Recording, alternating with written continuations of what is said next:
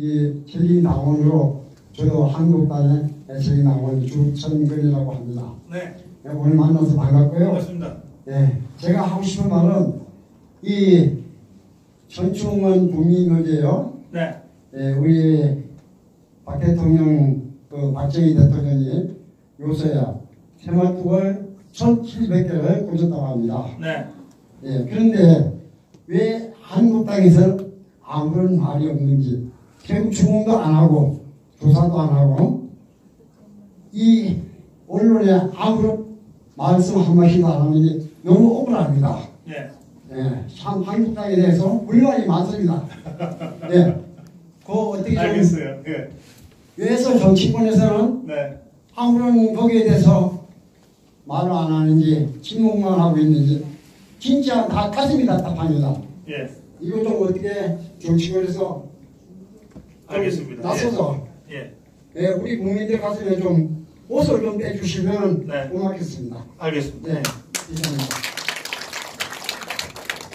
그러니까 서울의 흑석동에 있는 이 국립묘지에 모셔져 있는 박정희 대통령 묘소에 쇠말뚝이 그렇게 지금 꽂혀 있다 하는 거고, 그 현충원 관리사무소 측에서는 이게 뭐 토사가 내려오고 뭐 이렇게 해서 그거를 하는 방법으로 지금 뭐 그거를 좀 꽂아놓은 거고 다른 정치적 의도는 없다 이런 것이 그쪽에 설명이 있잖아요, 해명인데, 그런데 많은 자유우파 국민들은 이게 일제가 조선이 이 대한민국의 명맥을 끊기 위해서 아주 그 터 좋은 산이나 이런데 또는 그 안방 같은 데다가 쇠말뚝 꽂은 것과 똑같은 방식으로 박정희 대통령을 그 묘소에다 그렇게 했고, 그것이 자유우파의 명운을 끊기 위한 것 아니냐 이렇게 의심하고 있는 거죠. 자, 예. 저는 조사가 필요하다고 생각합니다. 조사가 필요하고, 또 한국당이 이 문제를 그냥 자유우파 유튜브에서 그냥 SNS에서 자유우파 국민들이 자꾸 뭐 몇 마디 한다 이렇게 가볍게 들으면 안 된다고 생각해요. 그리고 이 문제를 직접 다룰 수 있는, 아마도 이게 보훈처가 관할하는 곳이 현충원일 테니까 보훈처를 관할하는 정무위 소속 의원 한두 명이 가서라도 현장을 보고 그 현충원 관리사무소에 설명을 요구하고 듣고 하는 것만으로도 상당히 가닥이 잡힐 수 있습니다. 그런데 지금 이제 이 현안들이 많은데요. 현안들이 많은데 국회가 열려져 있지 않기 때문에, 지금 한국당의 장애투쟁으로 국회가 열려져 있지 않기 때문에 아주 특별한 경우가 아니면은 상임위 차원의 활동을 지금 사실상 하기가 어려운 상태라서, 저는 이 문제가 이슈가 됨에도 불구하고 한국당의 대응이 좀 늦었다 이렇게 생각하고, 그런데 이게 변명이 될 수는 없죠. 그러니까 이제 오늘 당장 우리 이정래 의원께서도 이 대화를 지금 듣고 계시니까, 그리고 고성국 TV는 이 한국당 국회의원들이 잘 듣는 그 유튜브래요. 그러니까 이 방송을 들으시는 이 한국당 국회의원들 중에 보훈처를 이 관리하는 게 제 기억으로는 정무위원회인데 뭐 다른 데일 수도 있겠습니다만, 어쨌든 그 관련 상임위의 위원들 한두 명만 나서도 이 문제는 어느 정도 가닥을 잡아서 우리 자유우파 국민들한테 설명을 해줄 수 있거든요. 거기까지는 좀 해주실 것을 제가 촉구합니다. 자, 그렇게 하고요. 말씀 나온 김에 이게 이렇습니다. 제가 오늘 아침 고성TV에서 좀 강력하게 촉구한 문제가 있는데요. 뭐냐, 신재민 씨 어디 가서 어떤 상태인지 아세요 혹시? 몰라요? 잘 모르죠. 네, 잘 몰라요. 신재민 사무관. 그렇죠. 그 공익 폭로 해가지고. 그래서 극단적 선택을 했다가 뭐 지금 병원에 갔는데 그 다음부터 우리 몰라요. 몰라요? 맞아. 그다음에 김태우 수사관이 폭로했던 청와대의 그 민간인 사찰 의혹, 이거 지금 어떻게 돼 있는지 잘 모르죠. 또 드루킹, 드루킹 사건과 관련해서 이게 김경수만 문제가 되는 게 아니라 핵심적인 것은 김경수는 당시 후보의 수행실장이었어요. 후보를 근접 수행하는 사람이었어요. 그 후보가 누굽니까? 문재인. 그렇죠. 그 문재인 대통령 1심 판결에도 보면 당시 대통령 후보의 당선을 위해서 뭐 어떻게 했다 이렇게 돼 있거든요. 그러니까 문재인 당시 후보가 김경수를 통해서 드루킹과 관련된 보고를 받았나 안 받았나 이거는 확인을 해야 되잖아요. 그렇죠. 가장 큰 이익을 본 사람이 문재인 대통령이니까 드루킹의 댓글 여론 조작의 활동의 결과. 그럼 이거는 검찰에서 특검에서도 수사를 못했으니까 또 김정숙 여사가 5번이나 경위선을 외치면서 그렇게 애타게 찾았으니까 김정숙 여사가 과연 드루킹의 존재를 알았냐? 알았으면 언제 어떻게 알았냐? 이런 거 조사해야 되잖아요. 그런 게 특검에서는 전혀 안 됐거든요. 그러니까 이거를 국회 청문회를 통해서라도 밝히자. 이게 원래 드루킹 특검을 할 때 한국당에서 같이 주장했던 거예요. 드루킹 특검, 드루킹 청문회를 동시 추진한다 그랬거든요. 그러니까 지금도 특검은 어쨌든 허위범 특검이 돼서 1심 유죄를 받았지만 부족한데 청문은 시작도 안 해봤어요. 그러니까 드루킹 청문을 해야 되는데 이거 한다는 소리 들었어요? 안 들었어요. 그렇죠? 또 탈냉전,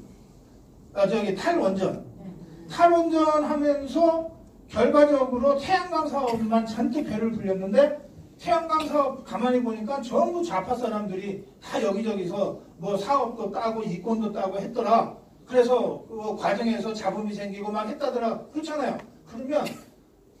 그러면 이 태양광 사업과 관련돼서 이게 큰 게이트가 될 수 있는데 비리 게이트, 예, 태양광 게이트가 될 수 있잖아요. 근데 이거 가지고서 뭐 조사한다는 소리가 있어요? 없어요.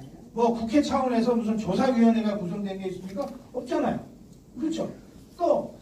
또 며칠 전에 그 외식업 중앙회장이라는 사람이 이해찬 옆에 앉혀놓고 우리가 대통령 선거 때 이렇게 많이 지원했는데 그러면서 막 구체적으로 돈 1억이 어떻고 막 그랬죠. 그리고 또 비례대표 12번 인가 약속받았는데 나중에 28번으로 밀렸다 그랬죠. 이게 그러면 비례대표 거래한 정황을 얼떨결에 자기가 고백한 건데 그리고 대통령 선거에 불법으로 개입했다는 건데 그러면 이 외식업 중앙회장에 대해서 조사 수사가 필요하죠. 네. 근데 이게 조사 수사 한다는 얘기 들어봤어요? 없어요. 그러니까 이런 이슈들이 다 그냥 흘러가고 있다 이 말이에요. 그냥 묻혀가고 있어요. 네. 그런데 이 이슈들이 흘러가지 않게 만드는 아주 효과적인 방법이 하나 있어요. 그게 뭐냐면 당에서 고발을 해놓는 거야.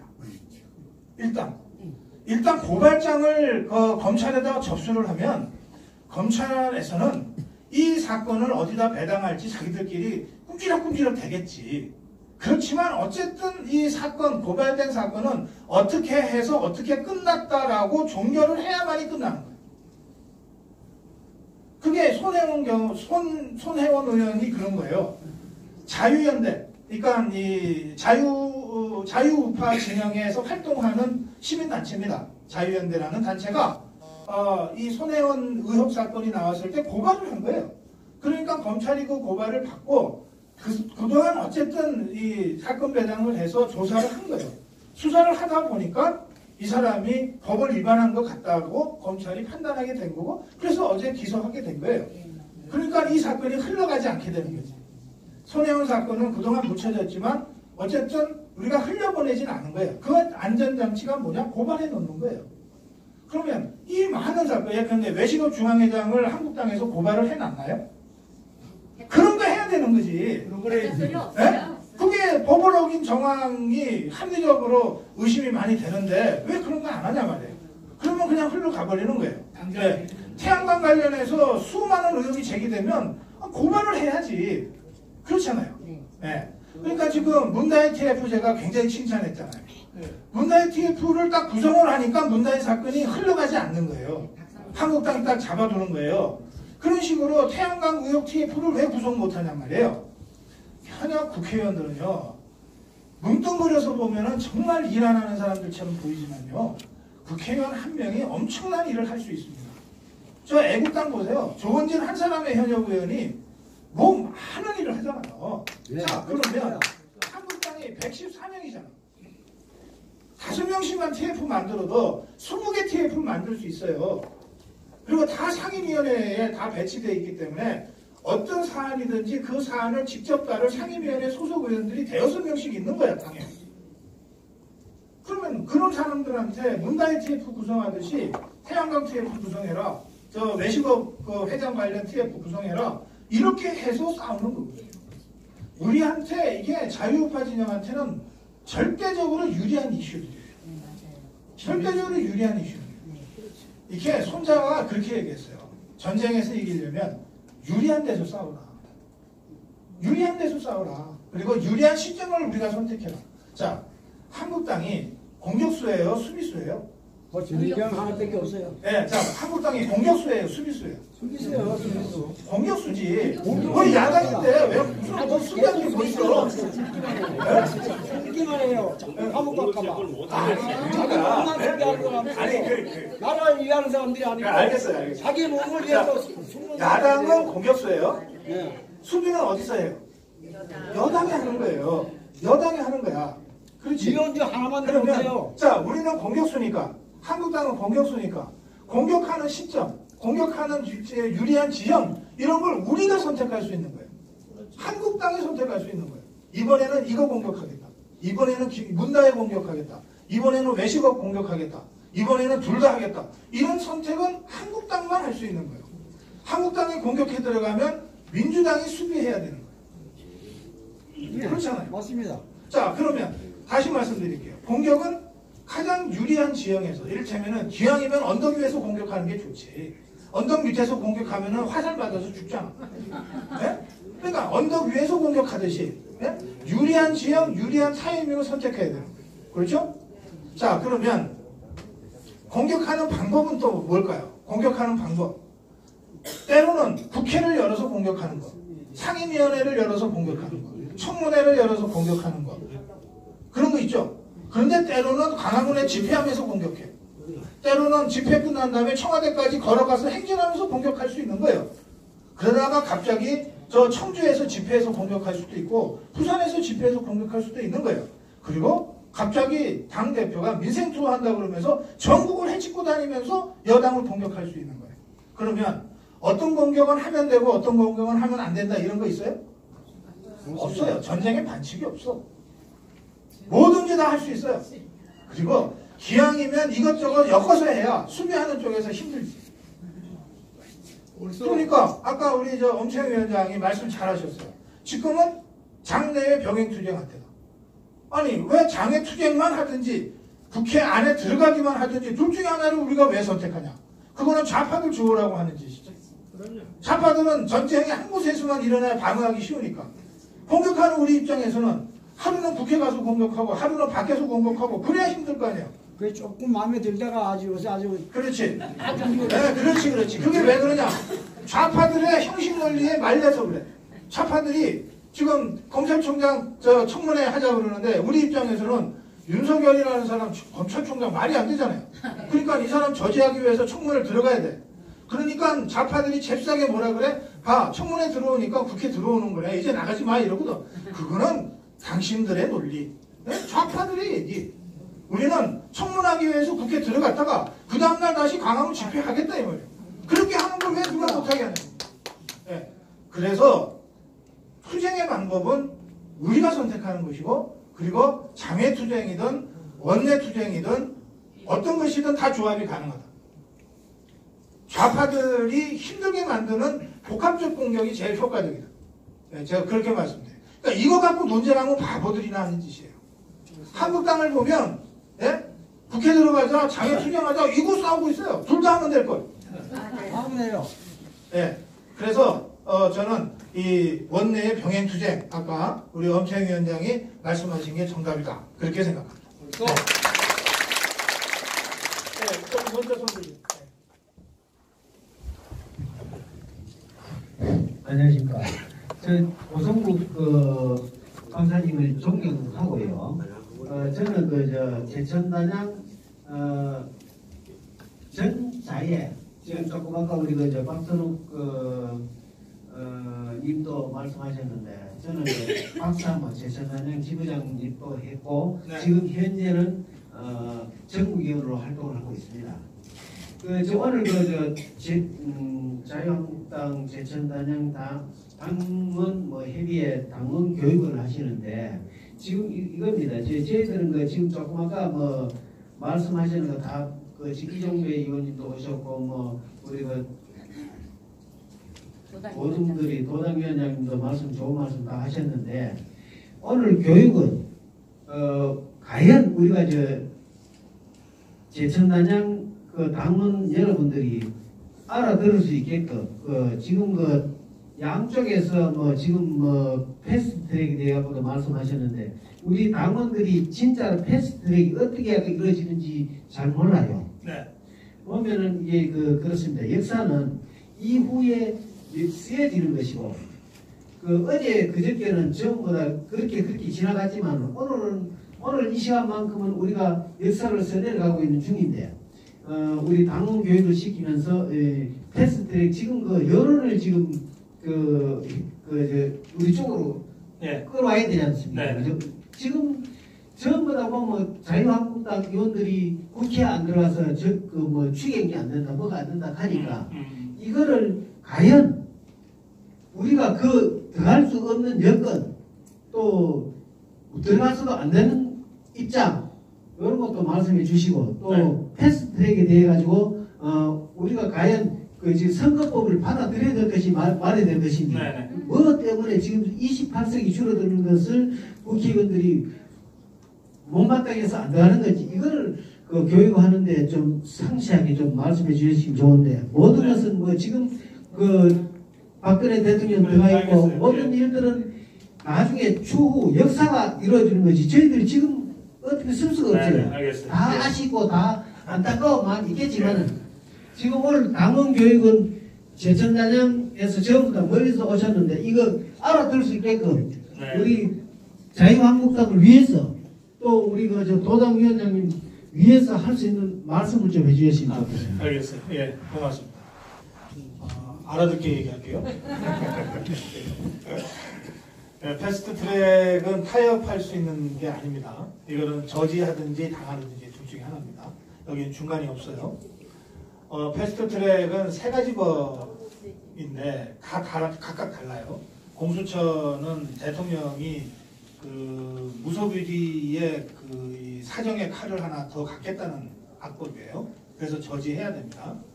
그 다음에 검경수사권 조정은 10만의 경찰한테 모든 수사 종료권을 주기 때문에 지금 3,000명의 검찰인데도 검찰공화국 소리 듣는데 10만 명의 경찰이 검찰과 같이 된다고 생각해 보세요. 그럼 여기는 완전 경찰공화국이 되는 겁니다. 그래서 검경수사권 조정은 받아들일 수가 없는 거예요. 자, 그 다음에 선거법. 선거법은 내용을 논할 필요가 없습니다. 선거법은 어떤 경우에도 여야가 합의해서 게임의 룰이기 때문에 여야가 합의해서 처리해오는 전통이 있어요. 그리고 그것은 게임의 룰이기 때문에 그게 정당한 겁니다. 지금 이것을 여야가 합의하지 않고 일방적으로 밀어붙여서 민주당이 아니라 좌파 연합을 한 정의당이나 민주평화당, 바른미래당한테 유리하게 비례대표를 배분하는 방식으로 하겠다고 지금 밀어붙이고 있는 거예요. 그래서 이것은 받아들일 수가 없어요. 받아들이면 좌파의 장기 집권이 현실화됩니다. 민주당 단독으로는 집권이 어렵겠지만 민주당, 민주평화당, 정의당 그리고 바른미래당 이 네 당이 합쳐서 150석을 만드는 건 어렵지 않습니다. 그렇게 되면 늘 좌파가 가반이 되는 국회 입법 권력이 되는 거죠. 이제 그걸 노리고 하는 거예요. 그래서 이것은 철저하게 막아야 되는데 저는 이거 투쟁하면 막을 수 있다고 생각해요. 투쟁해도 어차피 못 막는다고 생각하고 패배주의에 젖어서 대충 하면 안 된다. 이 선거법을 이 세 가지 법을 다 막을 수 있다고 저는 생각해요. 첫째, 공수처는요 모든 고위공직자들을 공포의 절개 만들고 있어요. 겁이 나서 내놓고 반대는 못하지만 공무원들, 고위공무원들한테 공수처법 찬성하냐 그러면 찬성하는 사람 하나도 없습니다. 이미 민심이 등을 돌린 법이에요. 검경수사권 조정은 검찰이 결사적으로 반대하고 있습니다. 검찰이 결사적으로 반대하는 검경수사권 조정은 불가능합니다. 이 두 법은 저는 안 된다고 봐요. 그 다음에 선거법은 이것을 자기들 방식대로 연동형으로 하려면 그런데 300석이라고 하는 국회의석을 고정시켜놓고 하려면 지역구를 28개를 줄여야 되는 거예요. 그러면 현역 국회의원들 지역구 28개가 없어지는 건데 이게 통폐합으로 없어지는 거거든요. 그러면 이를테면 아까 우리 이종배 의원 말씀하셨어요. 충주하고 제천단양 이 두 개가 합쳐진다고 칩시다. 그런데 그럼 엄태영도 현역이고 이종배도 현역이다 그러면 누가 양보하겠어요? 그러면 이 엄태영도 이종배도 이 안에 대해서 반대할 수밖에 없어요. 지금처럼 그냥 제천단양, 충주 이렇게 하는 게 좋으니까 그런 식으로 하면 이해관계자가 한 50여 명이 돼요. 국회의원이. 현역 국회의원이 5, 60명이 자기 지역구가 없어질지도 모르는 또는 지역구는 살아남는데 그 경쟁자가 또 다른 현역 의원인 경우가 오게 되는 거예요. 그러면 그 50여 명이 그걸 찬성할 수 있어요? 자기 지역구 없애자고 표결 찬성하는 국회의원은 지금껏 하나도 없었어요. 그래서 이거는 원래 처음부터 안 되는 거였어요. 그러니까 좌파가 처음에는 300석이라는 의석을 유지하면서 어떻게든 이걸 해보려고 했는데 이미 내부에서부터 막 반론이 일어나고 있단 말이에요. 더불어민주당 의원들도 속으로 씩씩거리고 있어요. 어떻게 이런 걸 하냐. 그러니까 어쩔 수 없이 의석수를 늘리자 이렇게 되는 거예요. 자, 그렇게 해서 의석수 330으로 늘리자. 350으로 늘리자. 이런 안들이 여기저기서 지금 좌파들 안에서 나오고 있어요. 자, 그 순간 어떻게 됩니까? 국회의원 330석으로 늘릴 거냐? 아니면 한국당 제안대로 270석으로 줄일 거냐? 이렇게 되는 거죠? 예. 이거 가지고서 여론전을 하는 거예요, 지금. 그러면 270석으로 줄이자는 한국당에 대한 국민 지지가 80% 이상 나옵니다. 조사를 해보면 그렇게 나와요. 예. 국회의원 줄이자고 하는 한국당에 대한 압도적 지지가 있어요.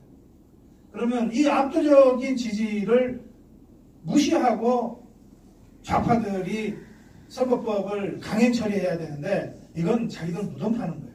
네, 그래서 저는 한국당이 원칙을 분명하게 해서 패스트트랙의 철회 아니면 국회복귀 없다. 이 원칙을 분명히 가지고 장애투쟁을 계속하면 그러면 패스트트랙을 확실히 철회시키고 폐기시킬 수 있다고 저는 생각해요. 그래서 장애투쟁을 계속하자는 거예요. 좀 알기 쉽게 됐나요? 네. 그래요.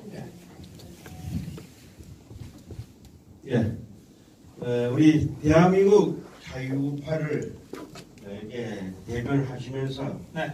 우리 문재인 정권의 그 정치적 현실의 난백상을 잘 정치적으로 이렇게 진단해서 자유우파 국민들에게 정말로 갈 방향을 제시해 주신 우리 고성국 박사님, 제가 예전부터 엄태영 위원장하고 개인적으로 동기동창이고 친구이면서 또 교감도 많이 갖고 있었는데 오늘 특별히 우리 제천단양 우리 오셔가지고 특강을 한다길래 저도 오늘 좀 다리를 제쳐놓고 참석했습니다.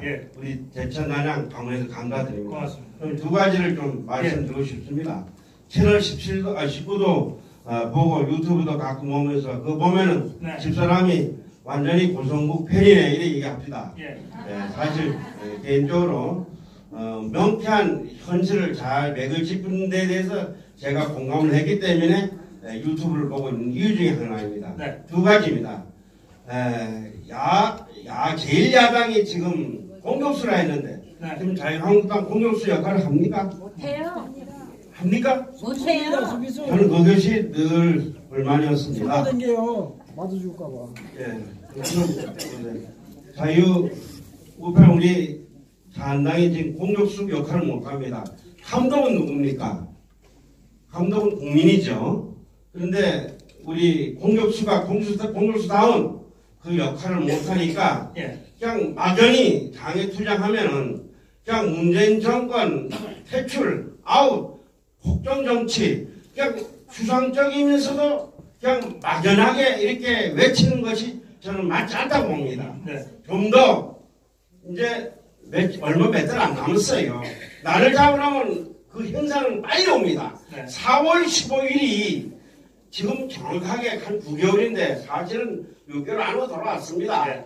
좀 있으면 이제 공심위도 빨리 열어야 되는데, 자, 장애 투쟁을 하는데 경제적 실정이 뭐가 구체적으로 뭐뭐다 하면서 이렇게 좀 우리 자한당 우리 당 본부에서 그걸 디테일하게 선거법에 위배되지 않은 범위 내에서 네. 그걸 만들어서 예. 이렇게 각 시도당에다가 자료를 만들어서 예. 여기 여기 있는 당원 교육들한테 그것도 자료도 좀 얘기를 해주고 네. 또 사무국에서 그것을 해결지 여기에 핵심분들이 지도 친서 주변에 얘기도 해가지고 자 지금 자한당에서 국회에 안 들어갈 이유가 뭐냐 그 패스트트랙 그거에 반대한다고 하게 되면 그 사람들이 일부는 오랫동안 장애투쟁 또는 국회에 원내에 안 들어가니까 또 거기는 불신을 갖고 있어요. 네. 거기에 대한 구체적인 알겠습니다. 장애투쟁을 하기 위한 전략이 뭐냐는 것을 어떻게 보면은 리스트를 쫙 만들어가지고 예. 법에도 안 걸리는 거 쫙 만들어서 알겠어요. 그걸 전부 시도에 싹 뿌리고 거기 있는 사람들이 그걸 가지고 또 국민들한테 제대로 자유우파들에게 그걸 이해하면서 공감을 해가지고 그게 빨리 확산되도록 해야 되는데 그런 것이 지금 우리 자한당 총괄본부에서 없어요. 알겠습니다. 말로만 예. 손 외칩니다. 알겠습니다. 두 번째, 두 가지 빨리 답을 말씀드릴게요. 세상에 지금 아까 계속 두 분, 세 분 연사가 정권을 잡으려면 대선에 승리하려면 특권이 뭡니까? 내년 4월 15일 날 총선에 승리해야 되는데 예. 지금 목표는 다 알고 있어요. 예. 근데 방법과 목적을 어떻게 가지고 움직여야 되는 거 관련해서는 네. 저쪽에서는 지필지기 백전백승이라고 저쪽에서 하면 심의도 하고 하면 다 내보려고 하면 견토할 걸 다 짜놨는데 예. 우리는 눈만 뻐끔뻐끔하면서 어떻게 하나 저렇게 하고 말이야. 엄청 답답해요. 알겠어요. 그러면 안 돼요. 그러면 전혀 답을 알고 있으면서도 그 다음 컨닝을 해가지고 공주소 먹을까? 무서워요, 요새, 자유한국당 보면은. 알겠습니다. 그래서, 예.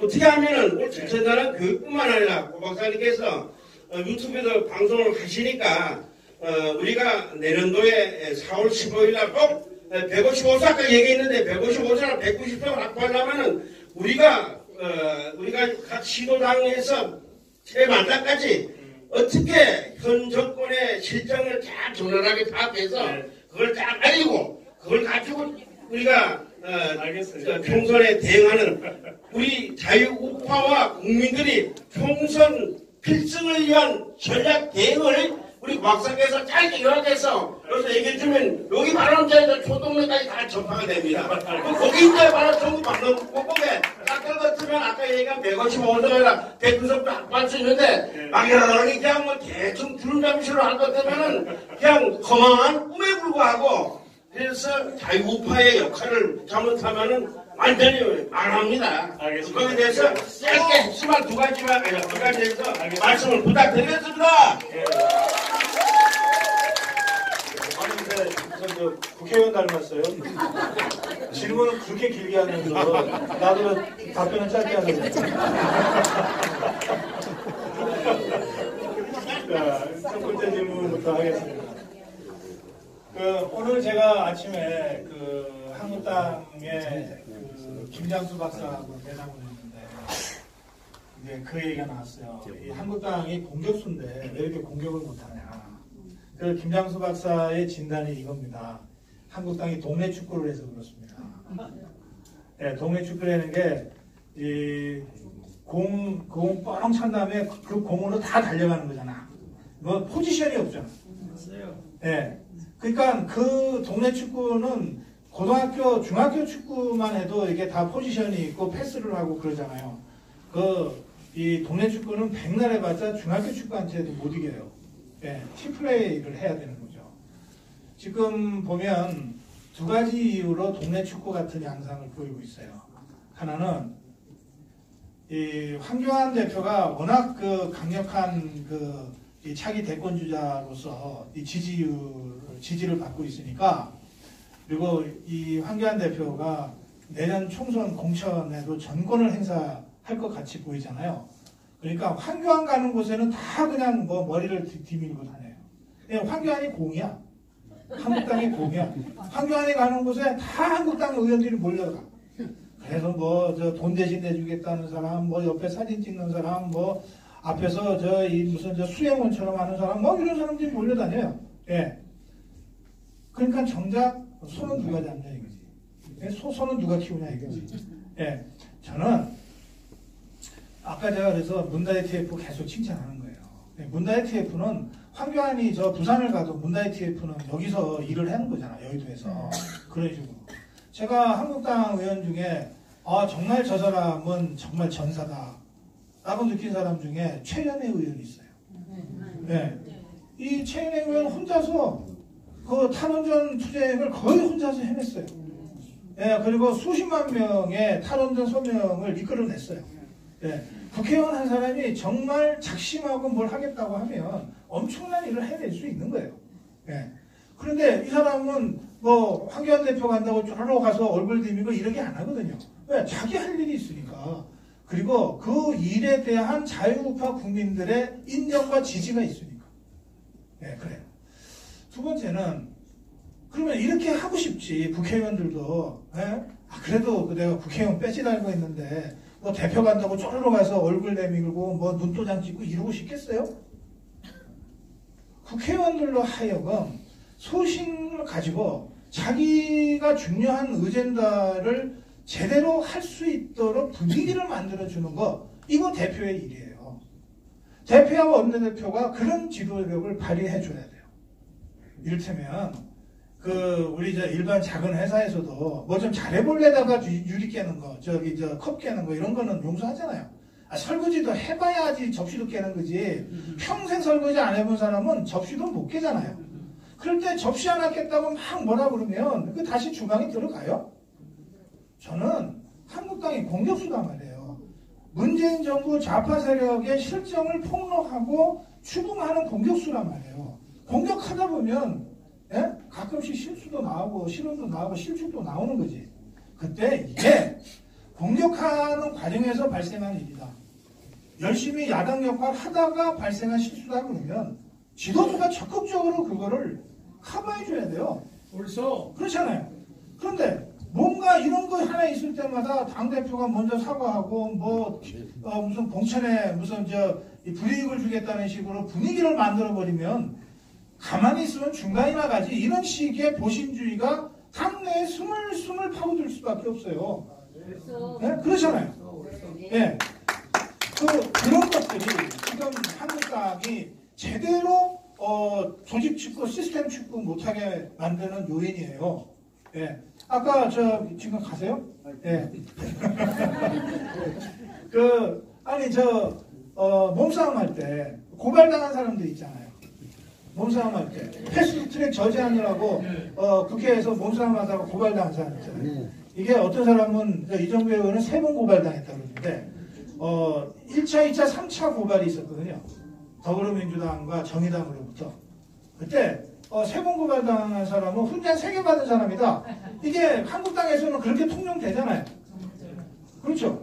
예. 그러면 고발 3번 당한 사람은 공천 받을 때 가산점을 줘야지. 저는 제 논리는 그래요. 열심히 싸운 훈장이다 그게. 그런데 이를테면 형식 논리로 딱 갖다 대서 이 사람은 고발당했네. 이거 폭행범이네. 그리고 그러면 당협 내놓고 공천에서 배제해. 이러면 누가 싸우냐 말이에요. 아니 공격만 하면은 막말이랍니다. 말도 그렇잖아요. 말도. 예? 정부 여당과 좌파를 위해서 투쟁하는 과정에서 실언이 나오는 거지. 그냥 가만히 밥 먹고 있다가 갑자기 막말하는 게 아니잖아요. 그러니까 그런 부분에서 당 지도부가 투쟁하는 당으로 만들기 위해서 자기들이 갑옷 역할을 해주겠다. 예? 일하다가 실수하는 것은 책임을 묻지 않겠다. 이 정도의 분위기를 만들어줘야 된다. 이게 제가 말씀드리고요. 두 번째 질문은 제가 자유파 필승 대전략이라는 책을 썼어요. 아시죠? 그 책에 다 나와 있어요. 총선 이기는 방법, 대선 이기는 방법 다 나와 있어요. 제가 그냥 당위적으로 이긴다 이거 주장하는 거 아닙니다. 그 책을 좀 보십시오. 보시고 요약하면 이겁니다. 총선은 정권 심판 선거예요. 문재인 좌파 세력이 집권하고 3년 돼서 치러지는 선거니까 3년 동안 잘했냐 못했냐를 보는 선거야. 근데 혹시 문재인 정권 잘하고 있다 생각하시는 분 계세요? 없잖아. 한 번도 없잖아. 그럼 여기는 문재인 정권은 100% 심판당하는 거죠. 이 자리에서. 실제로 여러분들 주위에 문재인 정권 잘하고 있잖아 라고 얘기하는 사람들이 거의 없을 거예요. 충청권은 전 특히 그럴 거라고 생각해요. 네, 그래서 이 정권 심판 구도만 잘 만들어가면 돼요. 정권 심판 구도. 그런데 저 좌파도 바보들이 아니기 때문에 정권 심판 구도를 피해가기 위한 온갖 방법을 다 동원하고 있어요. 공짜. 그게 어떤 거냐? 역으로 한국당 심판하자. 지금 한국당 심판하자는 한국당 심판 구도를 자꾸 끌고 와.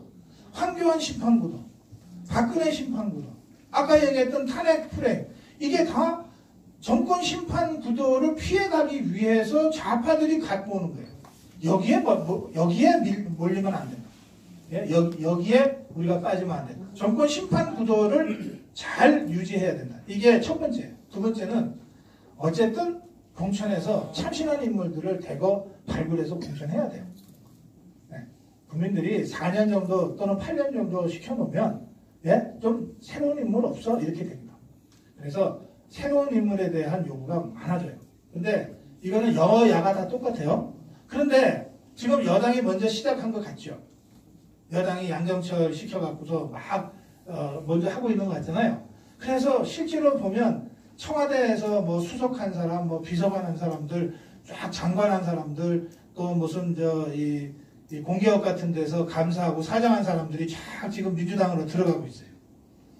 근데 이거는 민주당 입장에서는 당 밖에 있던 사람들이지. 어쨌든 당 밖에 있던 사람을 영입한다. 이게 자기들끼리는 말이 되지. 여러분들 눈에는 어떻게 보여요? 이건 그야말로 그 밥의 그 나무. 같은 패거리. 그리고 어떤 면에서는 더 친문 색깔이 강해지는 거죠. 그러니까 이거는 물갈이가 아니에요. 더불어민주당이 어떻게 공천을 하든 이건 물갈이가 아니에요. 친문재인 세력이 더 강화되는, 정권 실패에 책임 있는 사람들이 전면에 나서는 이런 공천이 될 거예요. 반면에 한국당은 지도부가 어떻게 하는가에 따라 달렸지만 아까 말씀 나왔잖아요.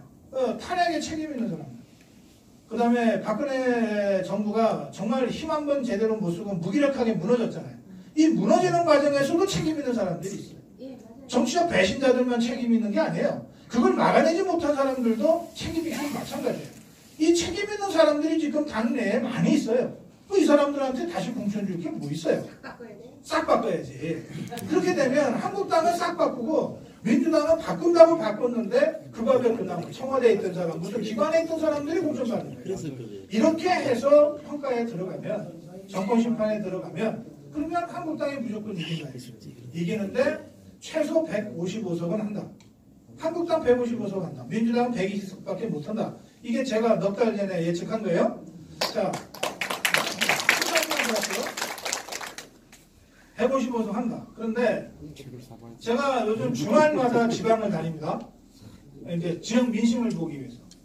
이게 말로만 들어서는 잘 몰라요. 이렇게 오늘처럼 와봐야 알아. 그래야 제천에서는 그래도 엄태영보다는 고성비가 확실히 인기가 더 있다. 이것도 내가 확인할 수 있는 거잖아요. 네? 그렇죠? 네. 팬이라니까요.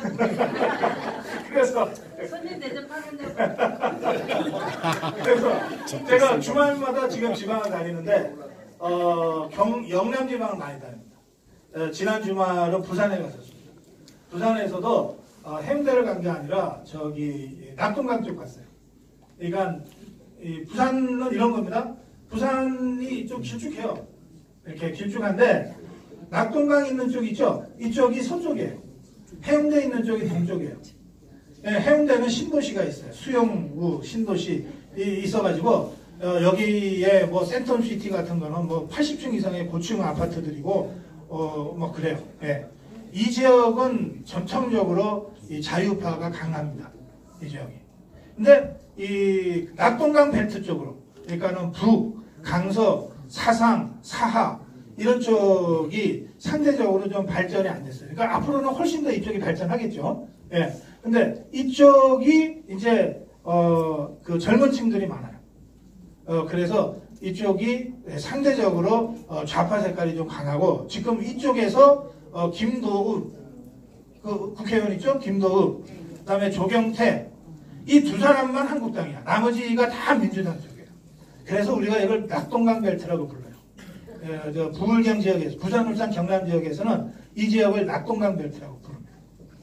그러니까 6.25 때는 낙동강 벨트 그러면은 저 대구 북쪽 칠곡이었거든요. 가부동 전투 있었던 거기를 우리가 막아내서 저기 대구를 지켰기 때문에 부산 임시 수도를 지킨 거거든요. 내년 4.15 총선에서 낙동강 전선은 이 부산에 있는 이 낙동강 이 벨트예요. 여기를 지켜내야 돼. 여기를 탈환해야 돼. 이게 그 낙동강의 상류 쪽에는 김해 진영이 있어요. 그러니까 노무현 봉하마을이 있는 거예요. 그러니까 봉하마을부터 해서 쭉 이렇게 해서 민주당 벨트가 형성되어 있는 거예요. 그 지난 3년 전에 선거에서 이 지역이 무너졌어. 이 지역이 어렵기 때문에 당시에 허남시까지 출동시켰는데 다 졌어요. 부산시장 지낸 사람까지 출동시켰는데 다 졌어. 그런데 제가 이 지역을 갔다 왔어요. 지난 주말에. 예. 이제 안 가도 되겠더라고 다시. 완전히 뒤집어졌어. 예, 완전히 뒤집어졌어. 그래서 이 낙동강 지역이 완전히 자유우파 진영으로 다시 돌아왔어요. 그래서 제가 150석에서 약간 올렸어요. 야, 160석 되겠다.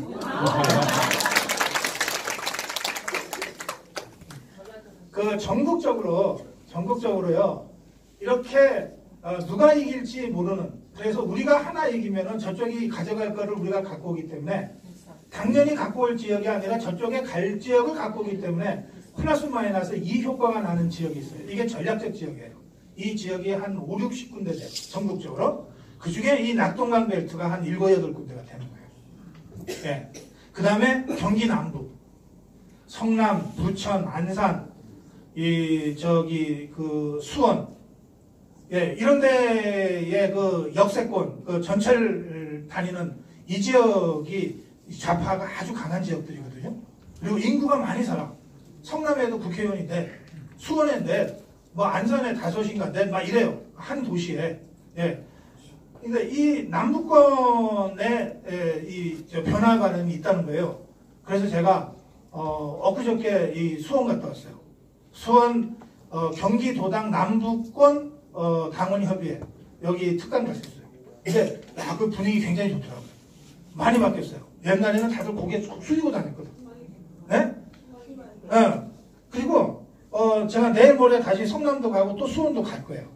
가서 이 지역에 지금 집중적으로 이 지역 경기 남부권 인구 많은 지역 이 지역의 자유파들이 살아나고 있는 거를 저희들이 계속해서 관심을 가지려고 해요. 이 지역이 있고 그 다음에 서울이요. 서울이 지금 강남 3구 빼놓고는 다 전면이잖아. 아니 오죽하면은 저 서초구청 하나 빼놓고 서울에 25개 군데 서초구청 하나 빼놓고 24개를 지금 민주당이 독식하고 있잖아. 이런 상황이거든. 그러니까 강남도 쉽지 않다는 말이 막 나와요. 강남도. 근데 강남이라는 게 서초, 강남, 송파거든. 송파 옆에 강동. 그 다음에 여기 그 서초를 지나서 영등포 그리고 양천 이게 다 맞으면 이 서울에서도 대체로 좌파가 세지만 이런 지역은 지지난번 선거 때는 우리가 이겼던 지역. 뭐 양천에 김용태, 원희룡이 한국당 국회의원으로 양천에서 가보를 다 이겼거든요. 강동의 신동호 같은 사람이 그 어려운 선거에서 이겼단 말이에요. 한국당 후보로. 그러니까 이런 지역들이 있어요. 이 지역들이 지금 움직이기 시작했어요. 예, 그래서 서울도 변화가 시작됐다. 이렇게 느낍니다. 마지막으로 이 충청도. 예? 이 충청도. 그죠? 야, 이게 언제 어떤 경우에도 무너지지 않을 거라고 믿어 의심치 않았던 충북이 작년 6.13에 완전히 무너졌어요. 그죠? 이게 책임져야 돼. 예?